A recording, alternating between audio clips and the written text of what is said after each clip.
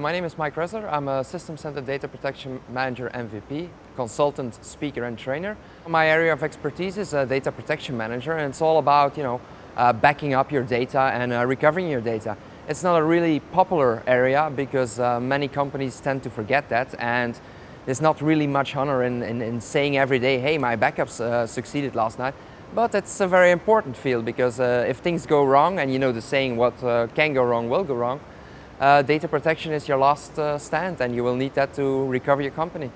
Backup has changed over the years. While it used to be a job where you can hide yourself into the basements and work there for the rest of your days, it's now becoming a real large industry and a very important field also. So the person who's going to be working with the backups needs to be a technical person, because you need to know a lot about storage, about tapes and things like that. But on the other hand, it also needs to be somebody who can talk very good to the business, know what kind of applications are running, what data you need to protect, and most important, when something goes wrong, what's the first thing we need to get back to get the company as soon as possible running? What is important, what is not? So it's kind of a guy or a girl that has both skills, a little bit technical skills, but also a way of talking to your business to see what's important. Convincing your management that this is really necessary and that you need to spend quite some money on it, it's the most challenging part of my job. What I normally do is I simulate the entire data center, which I delete by accident, and then recover everything to show those people that they can be up and running again very quickly after a fire or a flood or something like that. I was abroad in Mexico, and I got a call to take the first flight back to Belgium, because there was a company who lost his email infrastructure and I needed to recover that. So I arrived there and they were like telling me that they didn't take any backups for the last 6 months. So I took the backups from 6 months ago, restored them, and they were not working. So by using different technologies, we kind of recovered everything, mail by mail. But that took us about 5 hours sleeping at the office and a lot of stress.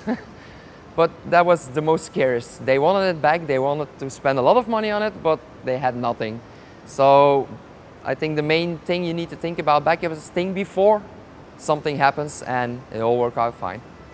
9/11 is a very well-known disaster, so we had the bad luck that we were on call that day, so we had to do a few companies that lost their office in one of those towers. And yeah, that was very bad times. Those people not only lost their company and their data, but they also lost their friends and their co-workers, and were very bad times. Backup is all about when every other system fails, we're like the final castle that's still there, and we need to make sure that everything's back up and running.